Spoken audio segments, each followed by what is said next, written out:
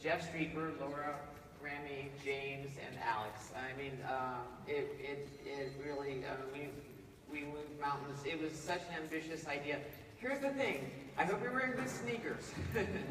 The idea behind this was to delve into the archive and look at it and see these years from 1970 to 83. And one of the questions I get is, oh, what's going to happen next? I mean, this was a period when this kind of work was being done, and it wasn't done after that period. That's why this is important to look back. And it really is done with the young photographer in mind. You know, knowing it was going to be here in Arles for the young photographer to look at this show and see what it drives, what it takes. What, you know, I lived inside the assignments and the work, and so I will say the show is so big. I'm going to rush you through it. I think you need to and because we would otherwise be here, and it was meant to be big, just so that the idea was you would go, shit, with that in mind, really.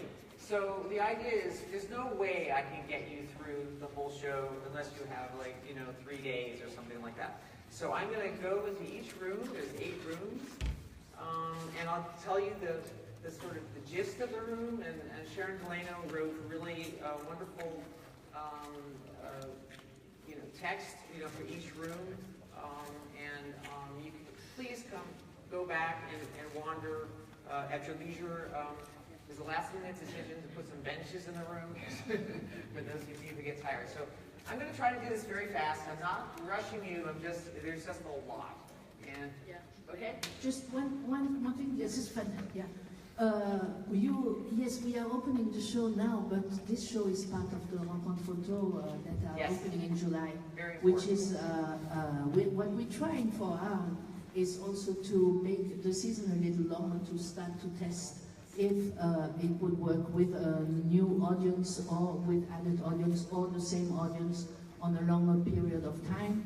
So that's really also very important. So we preview the show today, but it's really going to get the real opening and resonance during at the start of the Rencontres photo.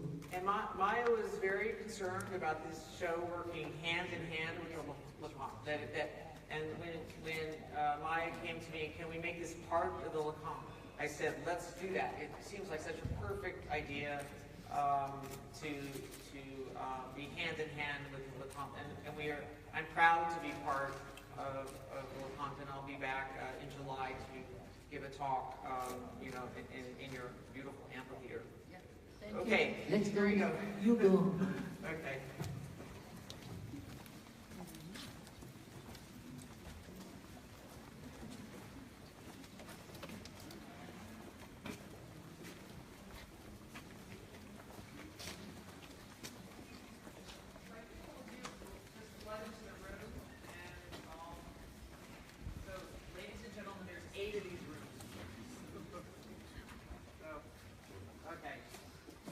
They're done.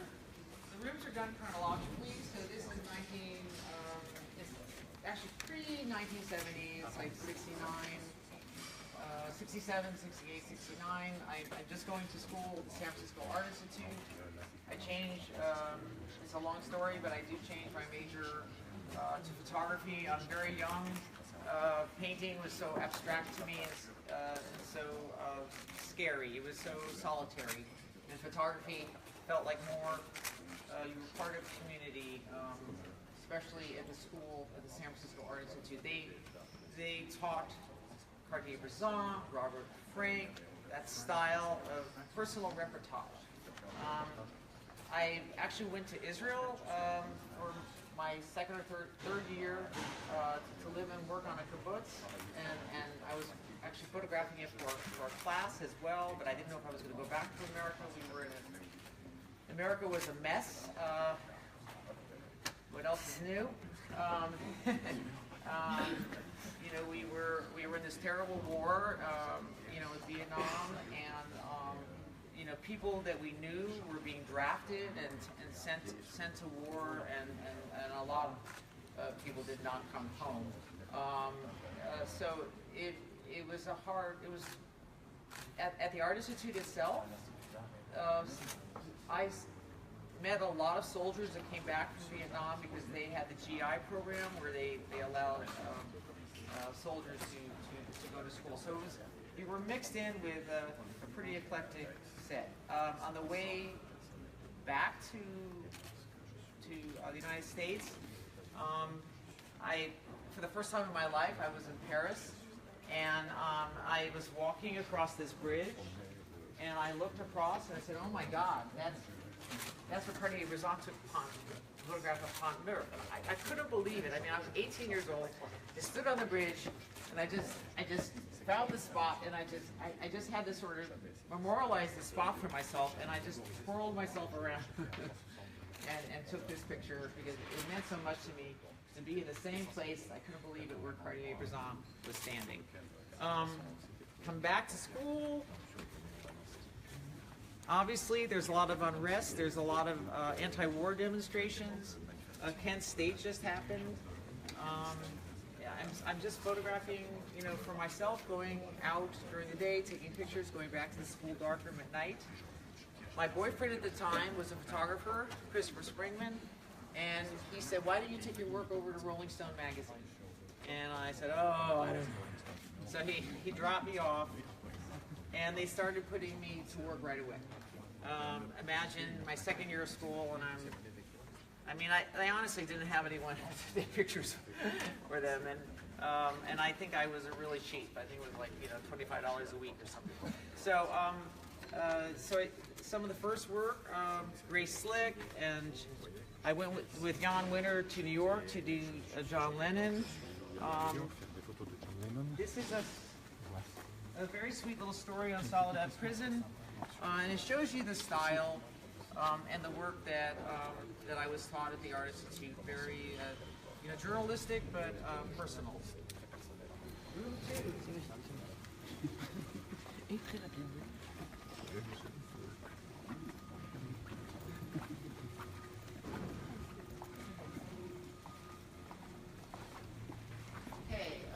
So I'm starting to work for Rolling Stone, and this is an assignment wall. You're seeing a lot of work here. You're seeing Louis Armstrong, Rod Stewart, Michael McClure. Pretty much Rolling Stone. It's not like they had any money. You stayed in town, and most of the work came to you. There's still a lot of politics. This is Joan Baez with David Harris, who just was released from prison. He was sent to prison for 20 months for a draft evasion, refused to go to Vietnam, and was put in jail. And so he just came home. You'll see people on the walls. MFK Fisher. I'm very young. I'm going down to LA, LA becomes a very important city between San Francisco and LA. You'll see throughout the show there's a couple sections on my family, and you get to meet my mother, who took 8mm film her whole life, and my father, who obviously became, this is sort of the forerunner of these photographs. That was the only place my father would talk to me, is in the car, driving me somewhere. He would say, in fact, if he's on the way to the airport, he'd say, "When are you going to get a real job? When are you going to start, blah, blah." So, wonderful little sitting with Tina Turner. What's important about this room is really, to me, the beginning of gonzo journalism. It was, Rolling Stone was so important. Hunter Thompson sort of wrote every law, every rule in journalism, and he didn't get his stories directly from the source. He got them by sitting in bars and wandering around. The other important person for journalism at this time was Tim Krause. It was the first time the cameras sort of turned back on the press, and it was the first time Tim Krause wrote a very important book called Boys on the Bus. And this is the 1972 presidential election that McGovern lost. But it was, it was a very difficult year. This is funny. There's a reporter on the train reading Fear and Loathing in Las Vegas, which is Hunter's book.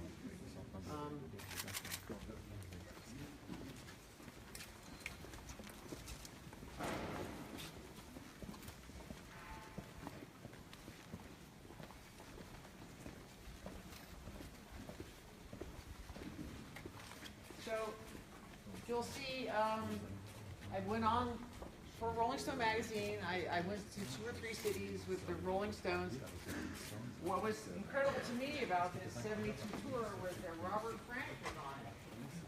Can you imagine being with your God, you know? And so this is the back of Robert. I love this picture. I found this back of standing behind Robert Frank.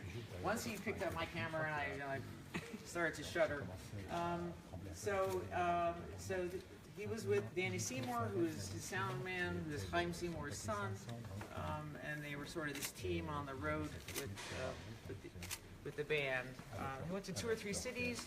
Truman Capote was writing the story for Rolling Stone, and he never wrote it. So Jan Winter asked Andy Warhol if he would interview Truman Capote, and that's what finally ran as a story.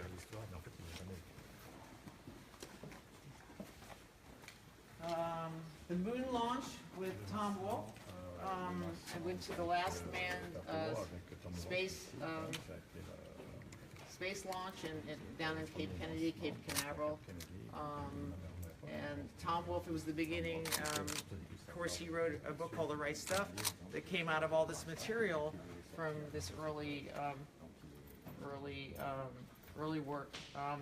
It was fascinating because NASA invited artists to come. This is Rauschenberg, who was down at the launch. There were several other important artists.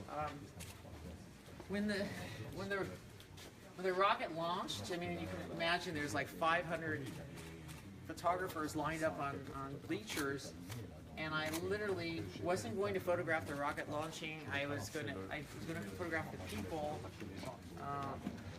you know, looking at the launch. And at the last minute, I mean, it was so powerful, the launch, that I literally, all I can remember is I grabbed the person next to me and hugged them, because it was so profoundly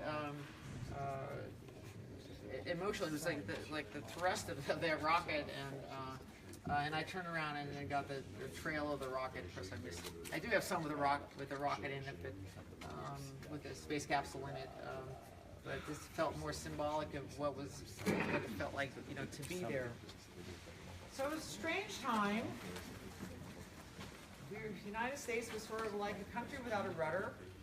And, you know, everyone was looking for some kind of guidance, some kind of help, some kind of direction. There was a lot of cults popping up. You know, this is your Charlie Manson period, and we had, you know, Werner Erhard from S, and there were just religions, Guru Maharaji, and Rolling Stone covered them all.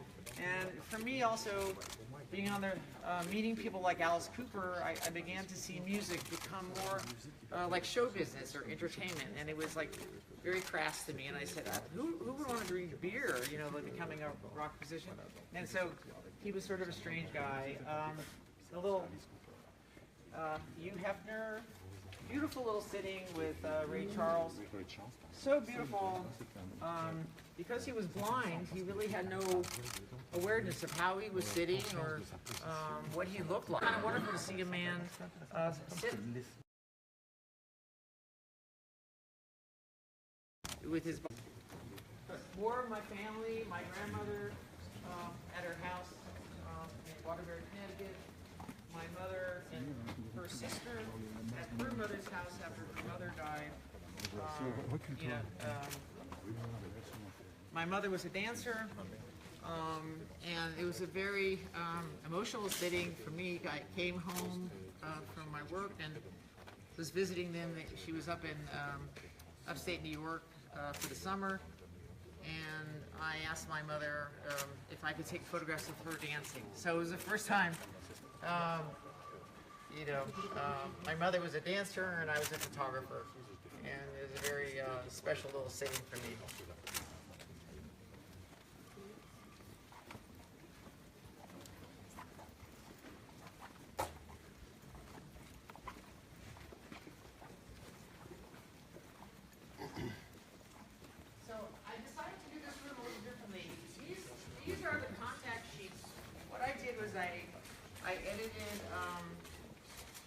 I edited all my contact sheets, and they were narrowed down to these little contact sheets.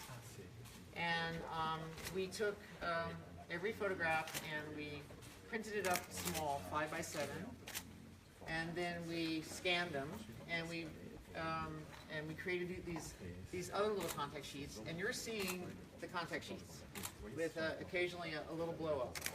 So this is for 1974. You're seeing everything that sort of went on in 1974. There's some wonderful little sittings with like Norman Mailer. You know, I stayed at his place. Can you imagine, you know, waiting for Norman Mailer to come home from a party, and it's like 2 o'clock in the morning, and I took this picture. So those were the days. Sitting with Ken Kesey up in Oregon, the Wavy Gravy's there. This is, of course, what's the bus called? Oh my God, I can't remember the name of the bus. But it's the bus that drove across the country in the Mary Tank Store. Anyone remember the name of the bus? Further. What? Further. Okay. Okay. I have great respect for comedians.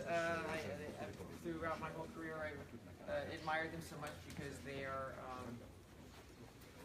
so smart, and they're all manic depressives, and they're brilliant, and you know, they're great artists. And I've had this wonderful opportunity to work with people like Lily Tomlin and Richard Pryor, really geniuses. Really geniuses. They drove themselves crazy. So what else? What's important about this room? 1974. Nixon resigns. He, wow. I think Trump has done about 50 things a day or he should be resigning. But in any case, so this was, imagine a young photographer at the White House. I was one of the last people to get credentials. You know, the thing about Rolling Stone magazine is they didn't really understand us, but they were afraid not to deal with us. You know, so they were afraid to go either way. So they just let us. You know, they let us in. The White House let us in. There's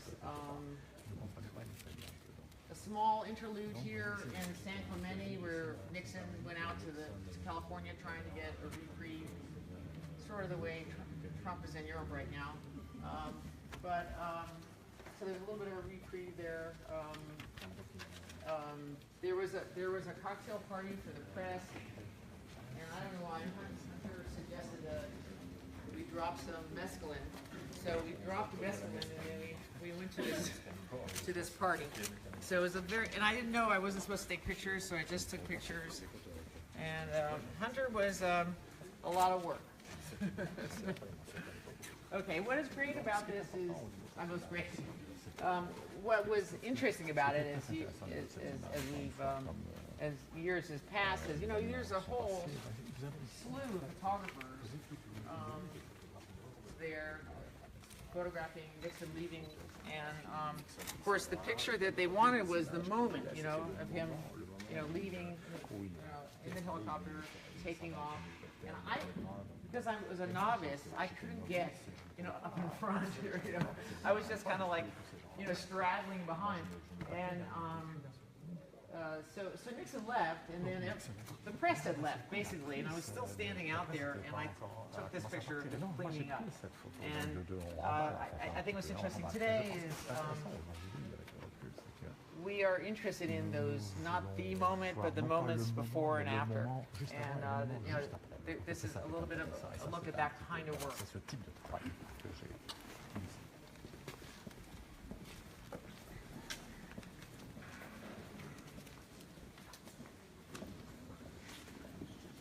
Take your time. You can walk yourself through. I'll meet you at the end.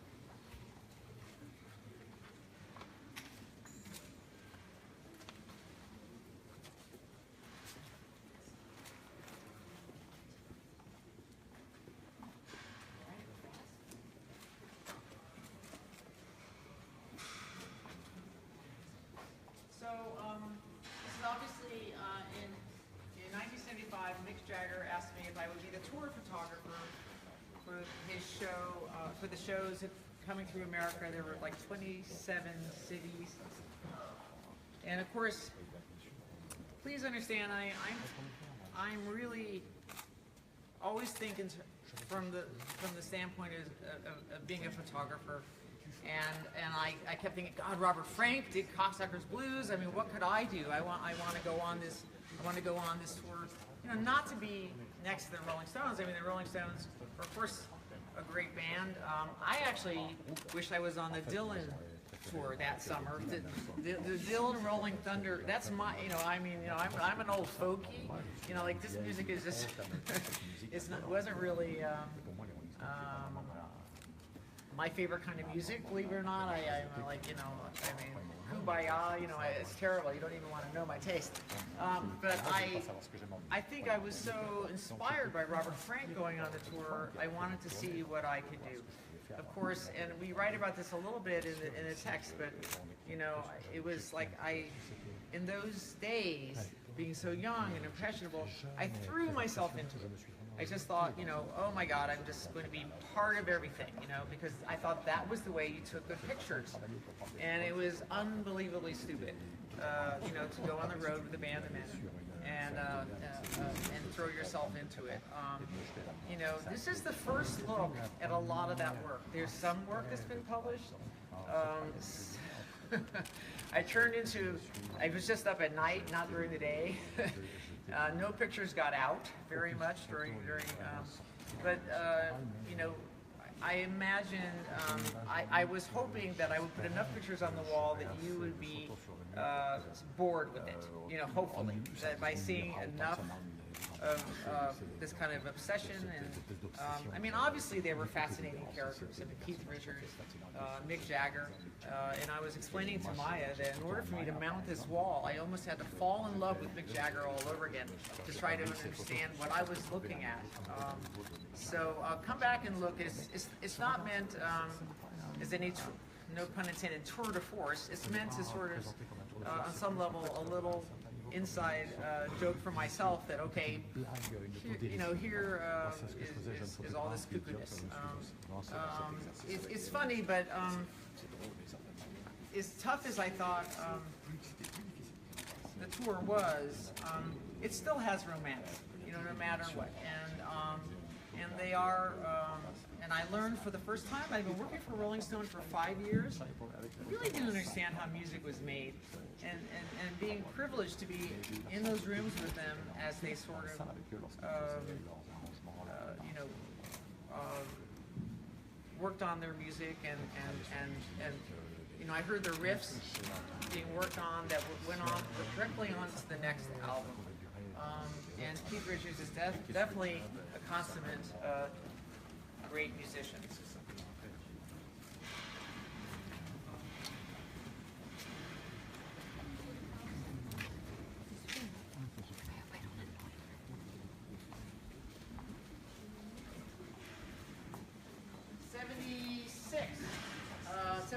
A little bit of 76. Life in California. Imagine going from Mick Jagger to Arnold Schwarzenegger. It was like, I don't know, Mars, or I mean, it was just something. You know, it was like a dying artist, you know, freak show or something. I was just like, I couldn't. It was just so strange to go from Mick Jagger to Arnold, but it was so those were these photographs done of Arnold, and then Jan Witter asked me if I would work on a special issue on photography for Rolling Stone magazine, and I asked if I could meet people who photographers who I'd always admired. So we have up here Richard Avedon, Ansel Adams, Andy Warhol. You know, Helmut Newton, of course, Lartigue, who I just loved. I love Diary of a Century. Cartier-Bresson, of course, my hero. And there's Guy Bourdin, but he never agreed to be photographed. So, but I had dinner with him in Paris. More assignment work on this side. We'll walk back here. And of course, in 1976, the 76 election, and Jimmy Carter won. It was an amazing moment for all of us.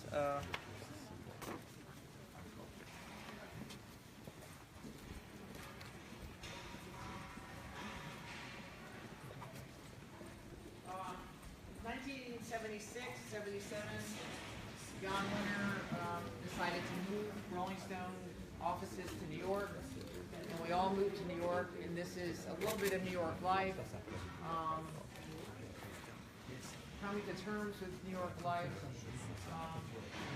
Some more on my family and some friends. My grandmother, you know, again, trying to show you that I never put the camera down. I go home and, you know, I see my family as good subjects, you know. So, my grandmother was taken out of her home and put in one of those places for the elderly, and this is a horrifying photograph of her, you know, tied to her chair. I think my parents just didn't know what to do. They had 6 kids, and it was so overwhelming. And then, of course, she eventually does. That's her funeral.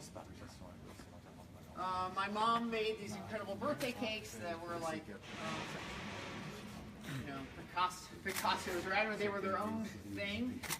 I would get them in the mail, all squished up with the candles, you know, to have my own birthday party. More assignments over here.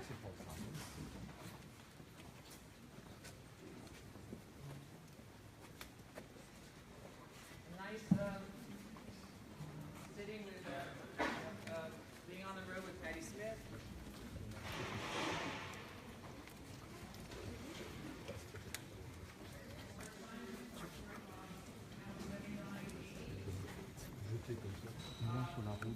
Life got a little intense for me.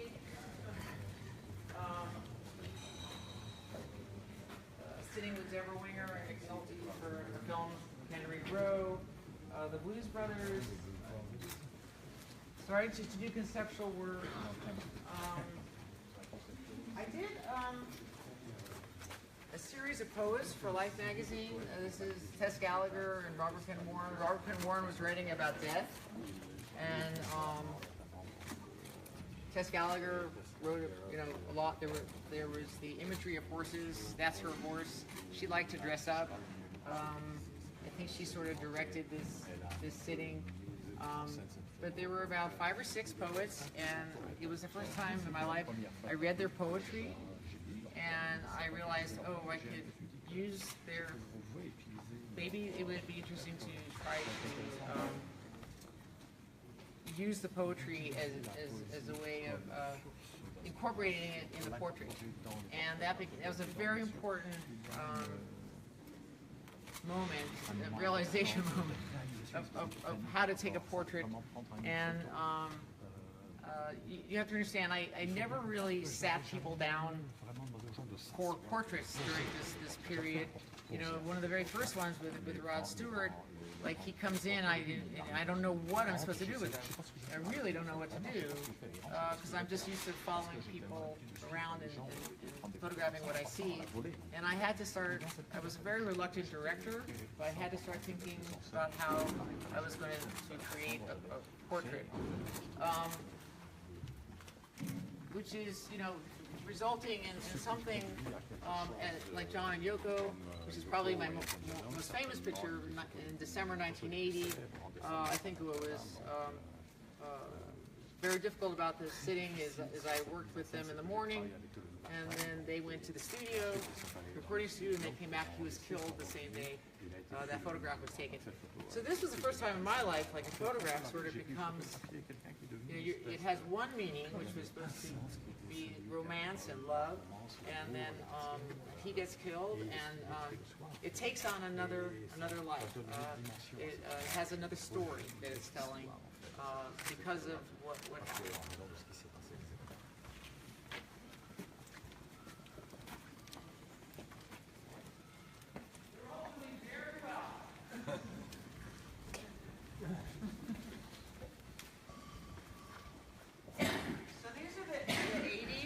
beginning to, I left Rolling Stone in 1983. One of the last assignments I did for Rolling Stone was the war in Lebanon. And I saw a lot of similarity in the refugee crisis and the displacement of people from their homes. And I thought it was important to see this and take the glitz off of these other sittings. Although there are really wonderful people in this room, I'm becoming more conceptual. I'm sort of enjoying the aspect of concept,